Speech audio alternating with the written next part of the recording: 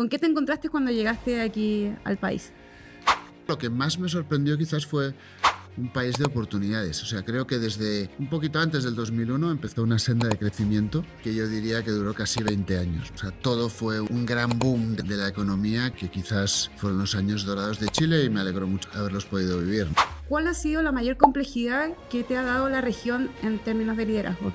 2011 es donde ya tomó, digamos, la región y realmente, o sea, la logística no es una ciencia. O sea, no es algo matemático. O sea, uno ya tiene, digamos, potenciales problemas que son difíciles de prever. O sea, tienes hiperinflación en Venezuela, Argentina. Devaluación muy potente en Argentina. Ahora hay un conflicto entre Ecuador y Colombia. ¿Crees que la industria en este tiempo ha sobrevivido? O sea, la inmediatez que demanda el cliente actual es muchísimo mayor a la que exigía, digamos, a tiempos de prepandemia. ¿Es una nueva era del freight forwarding? Hay un componente todavía que es el contacto humano.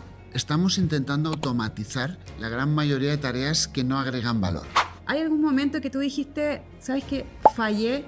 Para mí los grandes fracasos ha sido cuando he tenido que, desafortunadamente, por un bajo crecimiento, por una mala decisión, tener que dejar ir personas. Y eso creo que gran parte de la responsabilidad es de uno, no es de la persona. ¿Algún mensaje que quieras dejar como Alberto? Mi mensaje es, bueno, independientemente del título que tengas, independientemente de quién seas, pues tiene que haber un respeto, una responsabilidad, un uso del poder, no un abuso, y mejorar la vida de las personas, pero de verdad. Si algún día alguien piensa en mí, pues saco una sonrisa, más que decir, ya era hora que se fuera.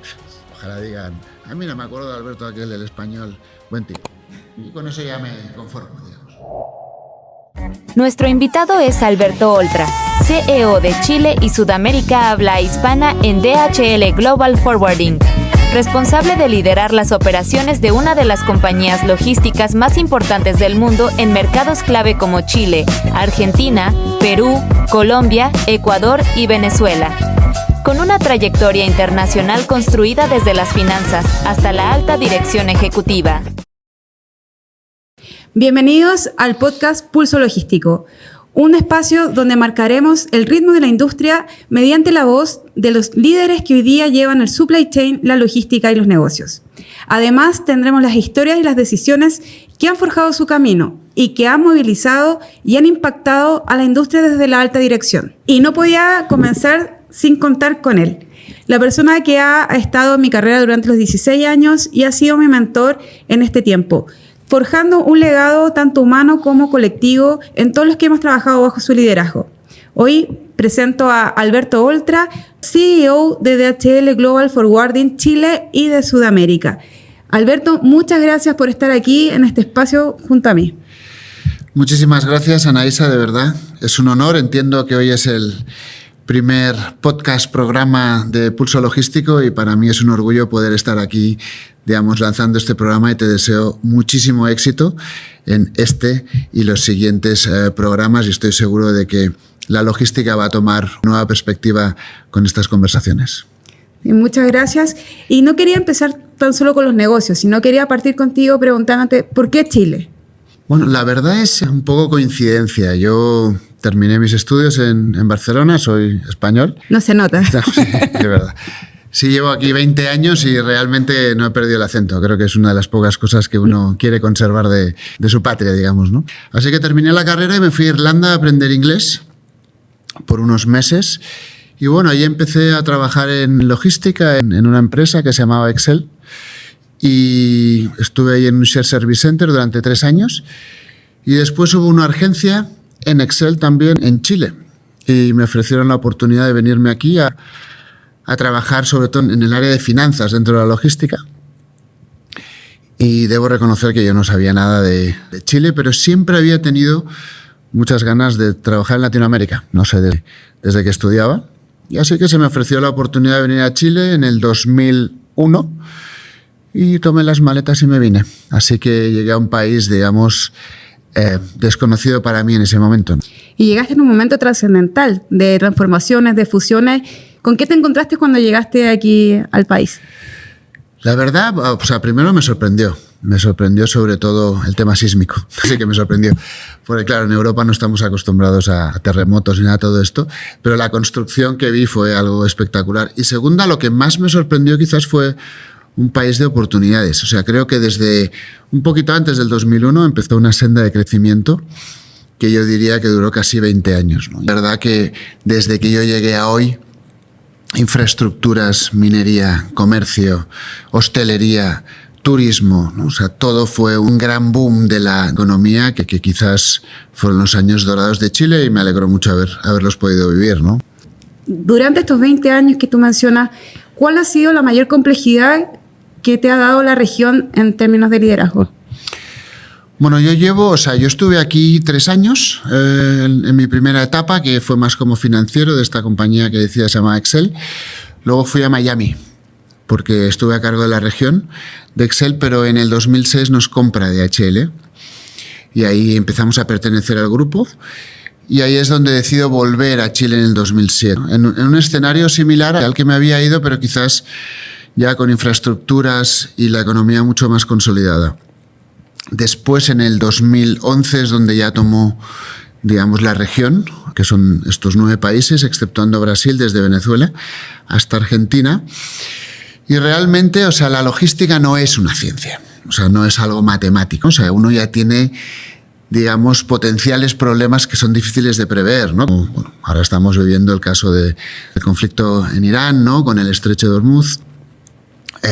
Y digamos, hemos vivido la pandemia, vivimos congestión de puertos, vivimos restricciones, digamos, importantes en algunos sectores de la economía, ¿no? Pero quizás lo que hace Latinoamérica distinto del resto es que además tienes un contexto complejo. O sea, tienes hiperinflación en Venezuela, Argentina. Devaluación muy potente en Argentina. Ahora hay un conflicto entre Ecuador y Colombia que no se llevan bien y se han puesto aranceles, ¿no? Desafortunadamente los últimos 6 presidentes del Perú están en la cárcel.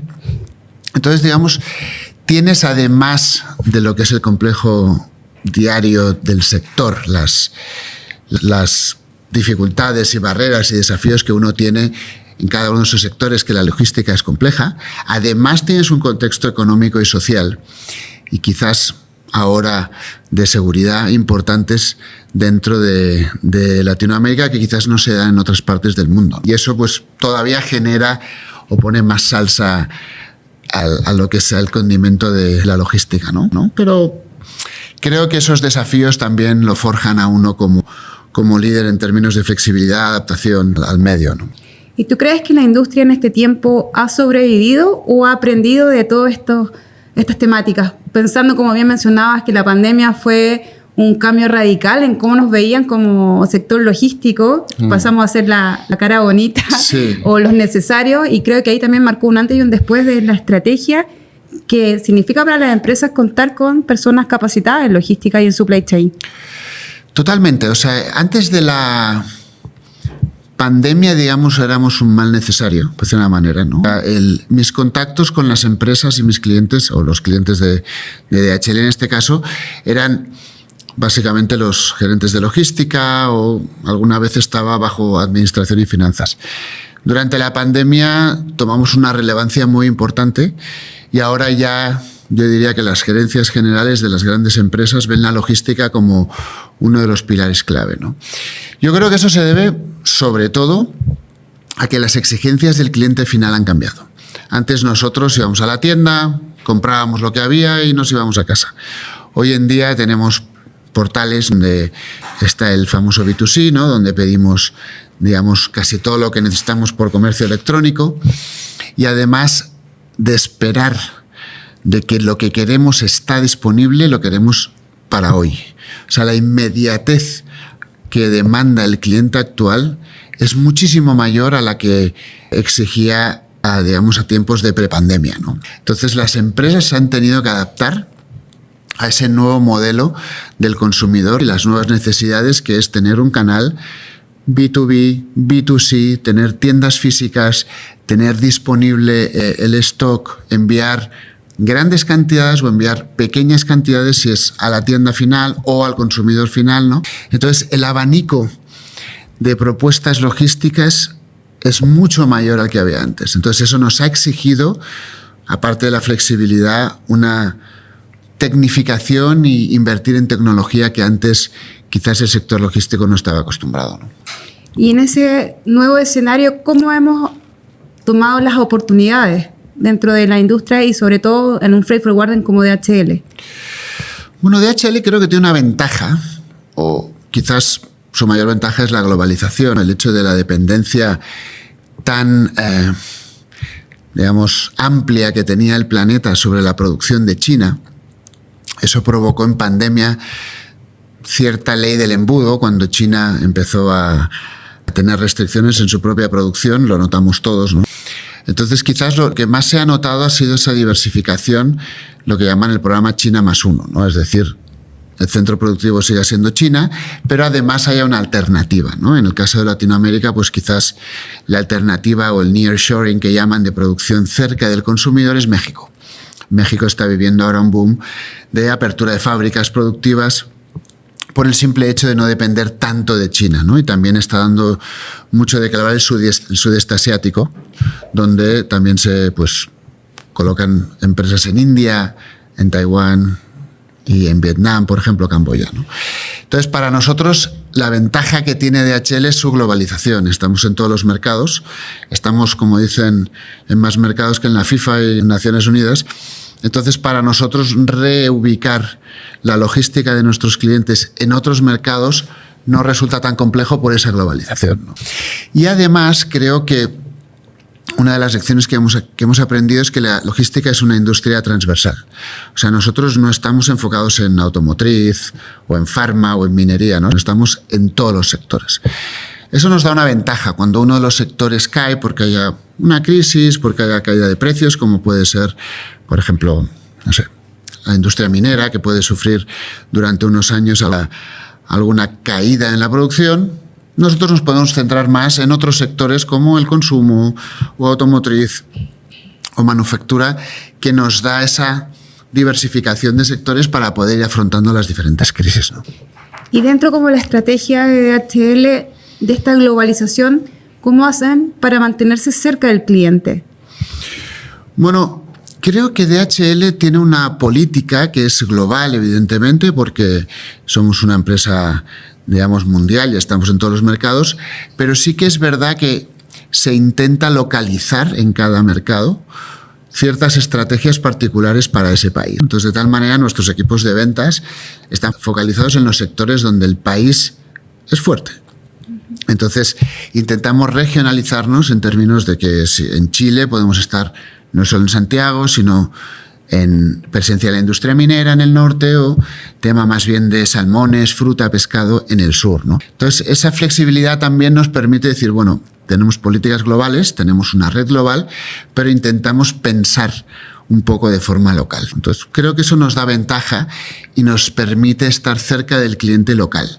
Es verdad que hay clientes globales, ¿no?, que son, estas grandes multinacionales, donde los tratamos de una forma un poquito más corporativa, ¿no? Pero el cliente local realmente nos gusta que siente que trabaja con alguien local, no con una empresa súper grande, ¿no?, donde él es pequeño para nosotros, todo lo contrario. Donde nosotros nos enfocamos ahora es en el cliente local. Buenísimo. Y en este nuevo escenario también, donde hay hoy día consolidaciones, reestructuraciones, automatización, como también mencionabas, ¿es una nueva era del freight forwarding? Yo creo que hay un componente todavía en la logística, ¿no?, que es el contacto humano. O sea, estamos intentando automatizar la gran mayoría de tareas que no agregan valor. O sea, envío de emails, de alertas, digamos, facturación, temas donde, digamos, pensamos que la persona quizás no agrega tanto valor, sino son tareas que son repetitivas, se pueden estandarizar. Pero lo que está claro es que el cliente, cuando quiere saber el estatus de su embarque, o si hay algún problema en los puertos o en los aeropuertos, quiere tener a alguien a quien llamar, ¿no? Y esa parte confío y espero que no se digitalice. Creo que el contacto humano en la logística, las nuevas soluciones, los nuevos problemas, desafíos que hay, se tienen que solucionar entre personas, ¿no? Entonces, lo que hacemos es, más bien que reducir a las personas para eliminarlas, digamos, esas tareas y ponerlas como estandarizables o automatizables, esas mismas personas lo que hacemos es entrenarlas para que agreguen valor. Es decir, proponer soluciones al cliente donde mejore su cadena logística, donde sea, pues, digamos, mucho mejor en términos de costo, de rapidez, de eficiencia. Entonces, lo que queremos es profesionalizar a las personas agregando más valor en sus tareas y quitándole aquellas que no agregan tanto valor, ¿no? Ok. Y moviéndonos al lado humano, tomando esta premisa de que las personas somos las que movemos las industrias. Tú hace un tiempo atrás escribiste un libro que se llamaba Conversaciones de bar. Es verdad. ¿Qué te motivó a escribir o qué quisiste dejar con este libro cuando lo escribiste? A ver, eso fue pues, digamos, una inspiración repentina, no es que yo me crea escritor.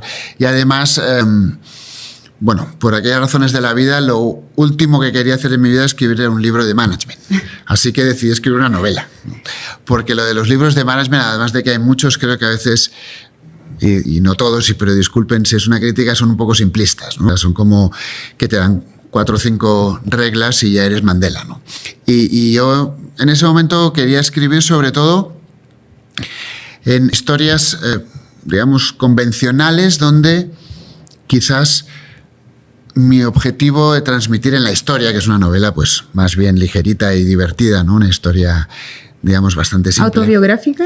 En algunos casos hay algunas cosas mías, pero solo en las buenas. Las malas no tienen nada que ver conmigo. Perfecto. Era un poquito el valor del tiempo. O sea, el libro en sí trata de una historia de una persona que en cierta manera tiene cierta prisa en vivir, ¿no? Y creo que es importante porque la novela te recuerda un poco que esto se acaba. Se acaban los ciclos de estudiantiles, se acaba el ciclo laboral, se acaba la jubilación, al final, pues, desafortunadamente se acaba la vida, ¿no? Y lo que quería transmitir es eso, creo que el tiempo hay que aprovecharlo. Y hay que aprovecharlo de una manera donde uno se sienta inspirado, que tenga un propósito, ¿no? Tanto en el trabajo como en la vida personal, como en la vida familiar, ¿no? Y a mí me parece que lo que quería y necesitaba transmitir es que no podemos perder el tiempo. Y eso no quiere decir que un día te tires a ver la tele, una serie de Netflix maravillosa, ¿no? No digo eso, pero sí que utilices el tiempo lo mejor posible respecto a tus necesidades. Y esto yo creo que a veces lo olvidamos. Y en la empresa creo que también se tiene que ejercer esa priorización de tareas basada en un propósito. Porque entonces, si la persona trabaja simplemente por un sueldo o por pasar el rato, ¿no? Creo que desaprovechamos el potencial humano. Y la novela pues me ayudó un poco a canalizar eso y a decir, esto es finito y hay que aprovecharlo al máximo, ¿no? Interesante, como dices tú, canalizar también nuestra energía o nuestro propósito para dejar un legado ahí en un libro. Creo que es muy interesante. Sí. Pero también me gustaría saber, dentro de tu liderazgo, ¿hay algún momento que tú dijiste, sabes que fallé en mi carrera o creo que no tomé la decisión correcta? Sí, yo creo que si mañana saliera de la universidad, seguramente recorrería el mismo camino. O sea, ha sido estresante, muchas veces agotador, frustrante, pero si miro el bosque, digamos, si no me dedico a los detalles, creo que ha sido una carrera extraordinaria por todo lo que he aprendido, lo que he vivido, lo que he podido impactar, lo que me han impactado, lo que creo que he podido enseñar y también, pues, digamos, de alguna manera recibir el feedback, ¿no? Mira, yo hay una cosa que creo que es la labor de, al menos en mi caso como líder de esta región, era generar crecimiento. Y no crecimiento solo para los accionistas, que está muy bien, ¿no? Y todo el mundo está muy preocupado por el precio de la acción, sino para las personas. Creo que esto es como, me acuerdo que me lo dijo una amiga mía que era profesora en una universidad, decía, yo me siento realmente frustrada o que he fallado cuando un alumno suspende, porque no he sido capaz de transmitir el conocimiento para que esta persona lo absorbiera y en un examen o en una prueba lo pudiera, digamos, comunicar, ¿no? Para mí los grandes fracasos ha sido cuando he tenido que, desafortunadamente, por un bajo crecimiento, por una mala decisión, tener que dejar ir personas, ¿no? Y eso creo que gran parte de la responsabilidad es de uno, no es de la persona. Mucha gente dice, lo despedí porque era malo, ¿no? A ver, o lo despedí porque no estaba motivado, o lo despedí porque no entendía su tarea, ¿no? Creo que gran parte de esa responsabilidad de que no estuviera motivado, o no entendiera bien lo que tenía que hacer, o no tuviera un propósito, es del líder, ¿no? Y yo creo que alguna vez he tenido que tomar decisiones así y he pensado que la responsabilidad era mía y no del trabajador. Alguna vez, siempre hay alguna persona que, digamos, busca intensamente que lo echen, ¿no?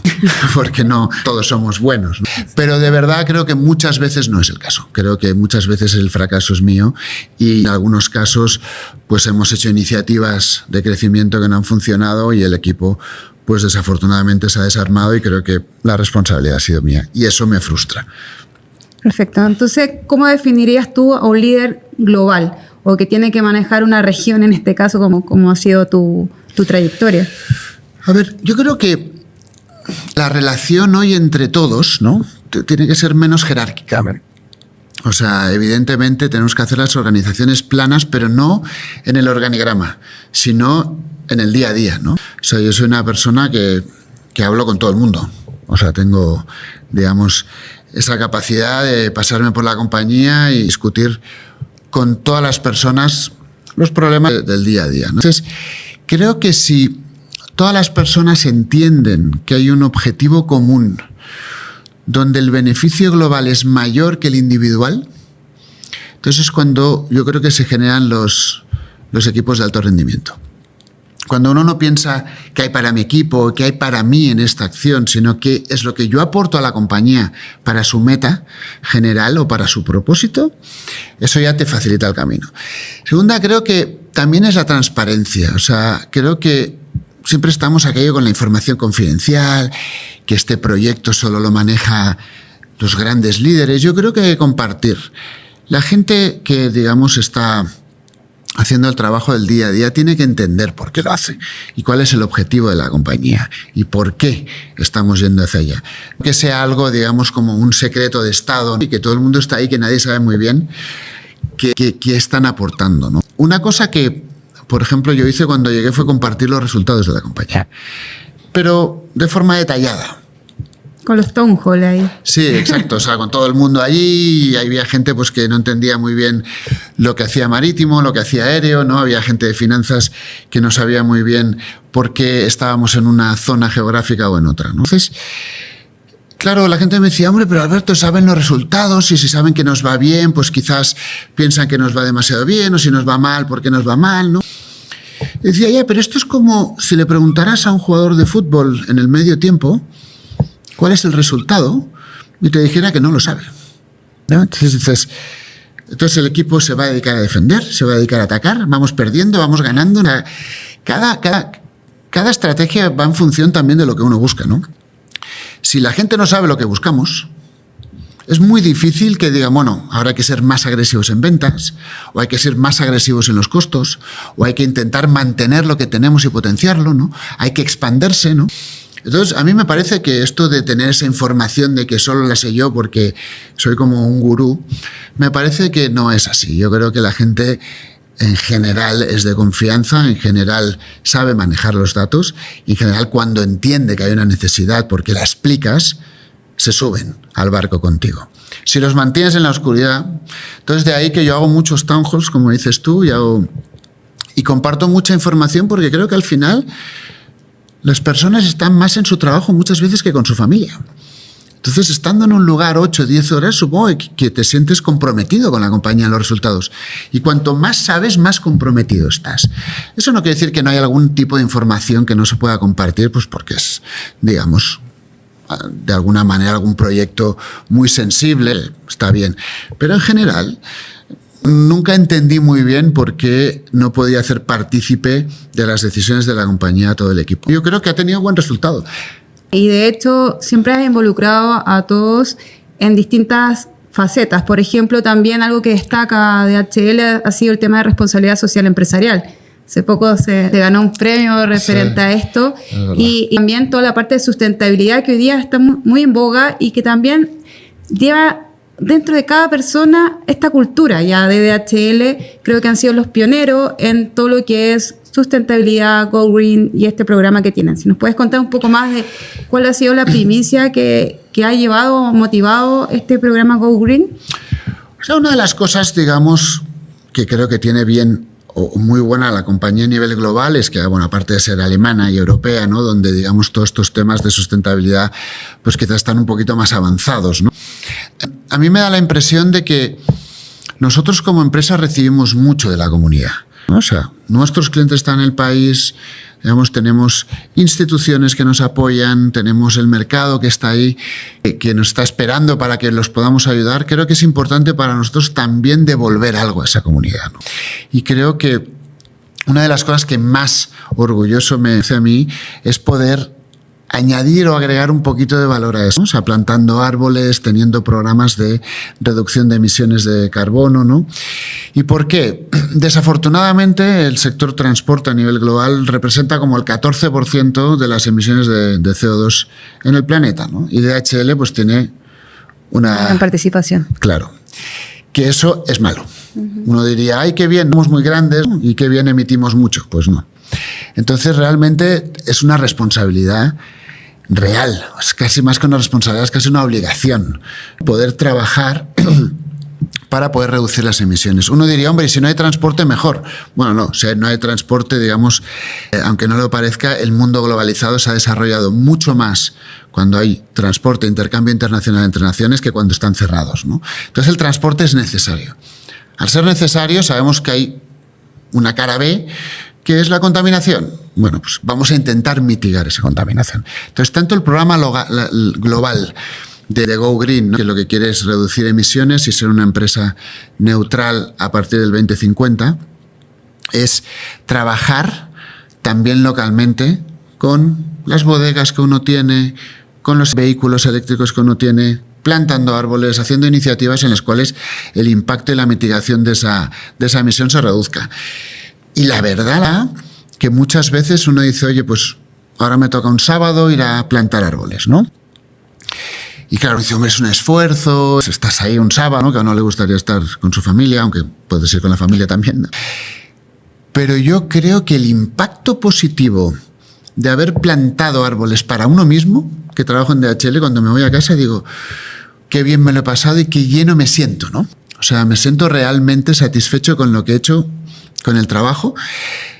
Eso genera un beneficio para la comunidad, pero para la empresa yo creo que es como un pegamento que une más. El hecho de estar en responsabilidad social, en tener fundaciones, en estar con fundaciones para niños, para gente, digamos, adulta, para todo el tema de la educación. Es algo que creo que, como digo, ya más que una responsabilidad, es una obligación de la compañía y ojalá lo fuera de todas, ¿no? Porque creo que el sector privado puede hacer muy bien al país. Y esto mueve mucho voluntariado. Como decía, ya entra como en el ADN de cada una de las personas que trabajan en la compañía y lo toma propio. Y eso hace que realmente tenga un impacto en la sociedad. Y dentro de los cambios y de los movimientos que se han hecho en DHL, en términos de estructura, se ha potenciado también la parte de digitalización y guía. Hoy día hay una línea que se está dedicando a esto. Sí. ¿Cómo viene la parte más automática? Hoy día que el cliente quiere todo hoy, en el minuto, en el segundo donde se está moviendo su mercadería. A ver, yo creo que la logística fue un sector tradicional. O sea, si tú miras los transportes del siglo XVII y XVIII, iban en barco. Los barcos son más grandes y más rápidos, pero el sistema es el mismo. Exacto. Todavía no nos teletransportamos. No, todavía no hemos conseguido teletransportar nada. Y espero que no, porque entonces creo que nos quedaremos sin trabajo. Pero para mí el tema ha sido un sector bastante tradicional. El avión, bueno, pues cuando se inventó ya así es, digamos, no hay mucho más. El tren es el tren, ¿no? Y realmente, como hablábamos después de la pandemia, o sea, realmente ahí se vio un cambio en la digitalización, ¿no? Porque necesitas un seguimiento muy estricto, ya no solo del contenedor casi, sino de la unidad. Y tienes que además de tener la inmediatez, la disponibilidad del producto, ¿no? Entonces, nuestros clientes nos exigen más.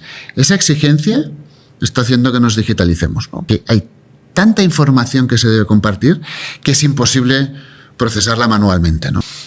La digitalización, evidentemente, una empresa tan grande, pues no es fácil porque tienes que implementarla en los 220 territorios que estamos, pero sí que estamos viendo muchos avances. Por ejemplo, hay uno bastante interesante que es la logística predictiva, que antes de que haya un problema, digamos, ya el sistema te menciona, ojo, sabemos que va a haber una tormenta en China, lo invento, ¿no? Podrían haber retrasos en este puerto y se podría retrasar este embarque, ¿no? Entonces, eso es un problema en el cual nosotros, tenemos poca incidencia porque es un tema climático, pero sí que podemos avisar al cliente, decirle, ojo, que si es muy urgente, te recomendamos otra ruta o buscar el producto en otro mercado porque aquí podrías tener un retraso, ¿no?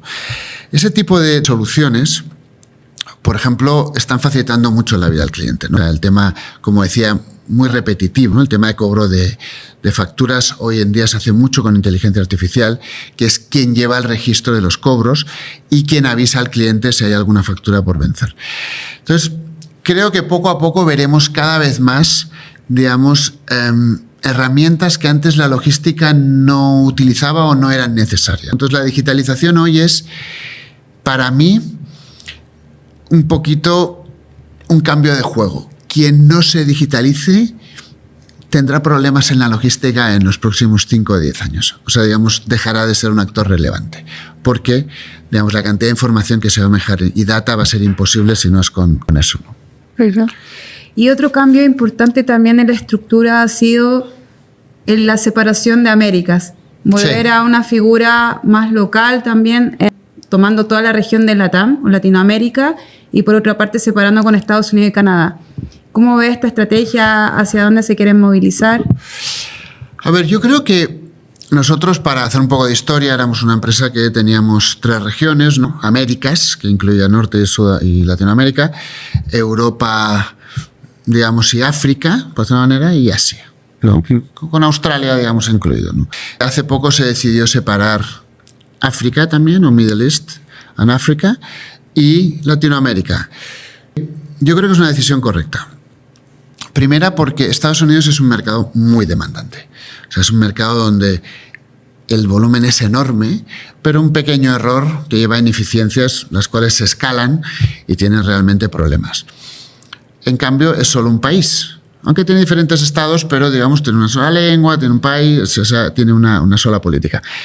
Latinoamérica tiene muchas realidades distintas. O sea, creo que es difícil comparar la situación de Venezuela con la de Chile o Brasil con Guatemala. O sea, no es exactamente los mismos mercados, ni la misma legislación, ni el mismo volumen.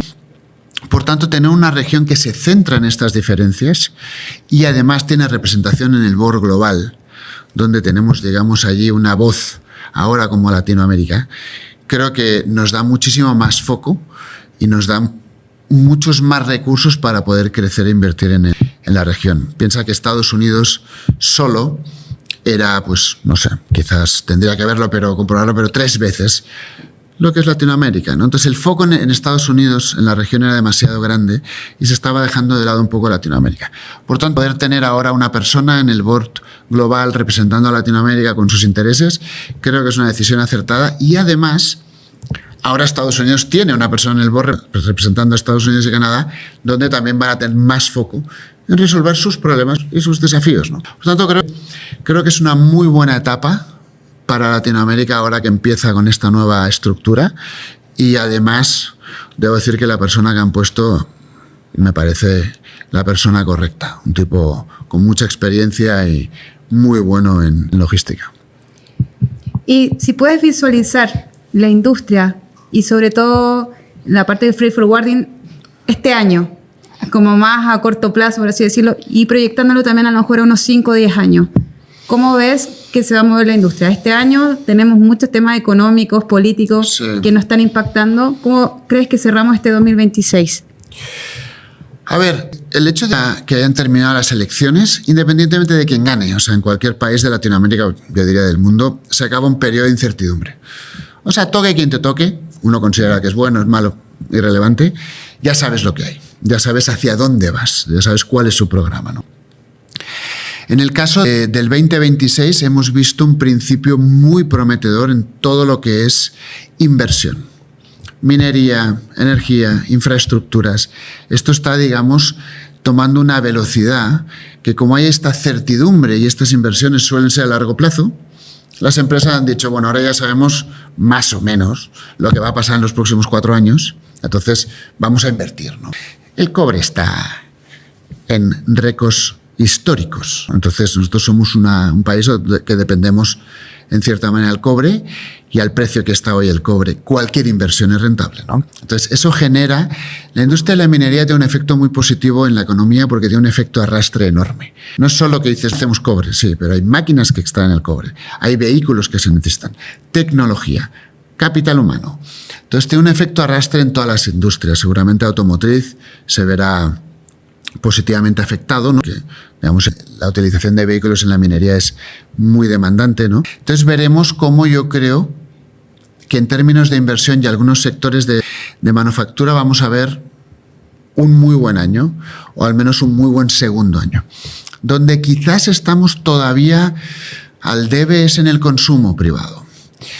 Creo que eso está bastante plano todavía, no hay como un optimismo generalizado del consumidor. Es decir, bueno, ahora compro, me meto en una casa, me meto en un auto, voy a comprar, digamos, al mall, cosas que necesito, neveras, temas de reemplazo, ¿no? Todavía creo que eso no se ha visto y el consumo está un poco plano. En el momento que eso se recupere, que debería, tendremos inversiones por 4 o 5 años ya aseguradas y un consumo alto. Por tanto, yo creo que el crecimiento, es cierto que ahora está todo el tema del petróleo y nos ha jugado en contra, pero es un tema un poco externo.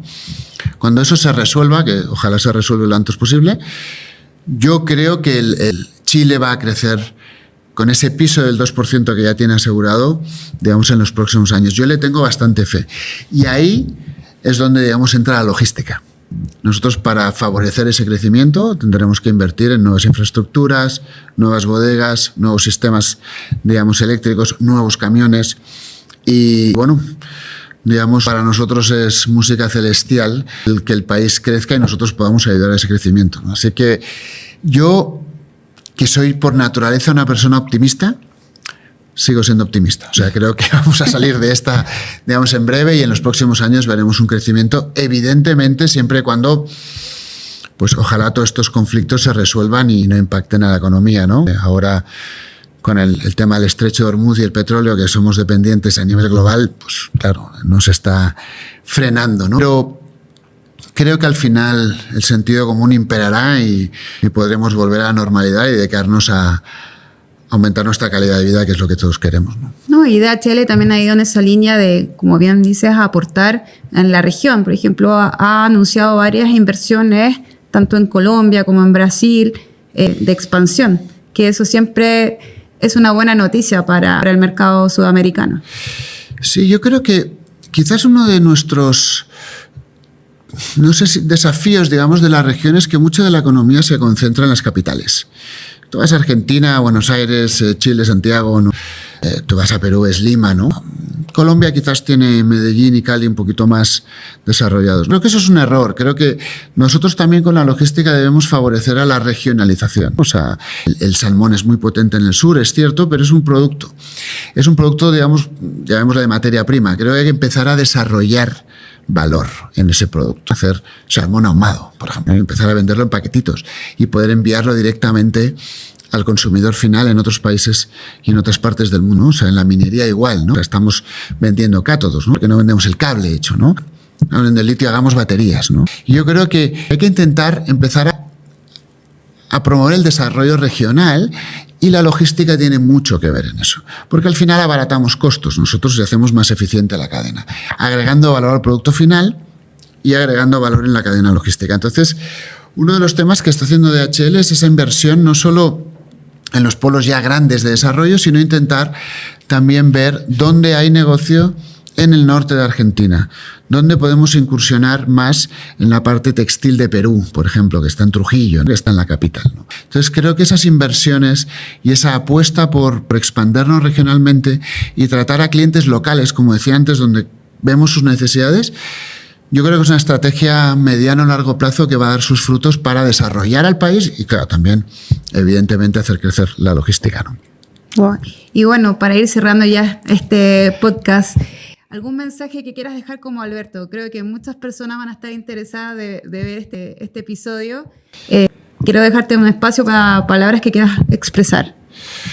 Bueno, realmente, a ver, creo que, o sea, se nos considera, ¿no?, que a veces uno es CEO, ¿no?, y es el líder y y te ven como si fueras algo místico, ¿no? O sea, creo que al fin y al cabo creo que tenemos que ser personas responsables. El poder y la autoridad que se nos concede no es un tema para abusar de ello, sino todo lo contrario, sino para ser responsables con ello. Nuestras decisiones impactan a muchísimas personas, muchísimas familias. Tenemos que ser conscientes de ello.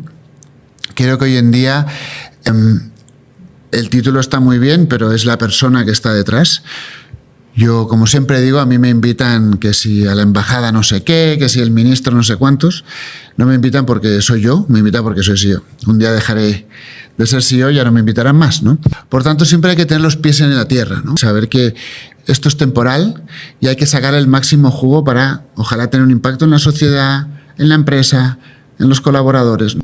Y ojalá, pues, todas las personas que se sienten aquí y tengan esa cuota de autoridad, la lleven con la máxima responsabilidad, porque realmente al final lo que queremos es hacer nuestro trabajo bien y que la gente pueda crecer. Yo no hay nada que me sienta mejor, y siempre lo digo, que alguien que ha sido de mi equipo un día sea mi jefe. Eso para mí sería un orgullo, porque la persona se ha crecido, se ha desarrollado, ha sido capaz de tener esa ambición para sacrificar muchas cosas, porque lo del equilibrio vida personal, profesional es muy bonito, pero no siempre se consigue, ¿no? Entonces, ojalá algún día alguien de mi equipo sea mi jefe, y lo llevaré con orgullo, porque pensaré, mira, una persona que realmente ha sido capaz de desarrollarse. Eso ojalá sucediera con todo el mundo, ¿no? Entonces, mi mensaje es, bueno, independientemente del título que tengas, independientemente de quién seas, pues tiene que haber un respeto, una responsabilidad, un uso del poder, no un abuso, ¿no? Y mejorar la vida de las personas, pero de verdad. O sea, creo que al final lo que es el resultado financiero viene como consecuencia. Si tienes un buen producto, gente que lo quiere tratar bien, clientes que tratas con respeto, proveedores que, digamos, trabajas como partnership, el resultado viene.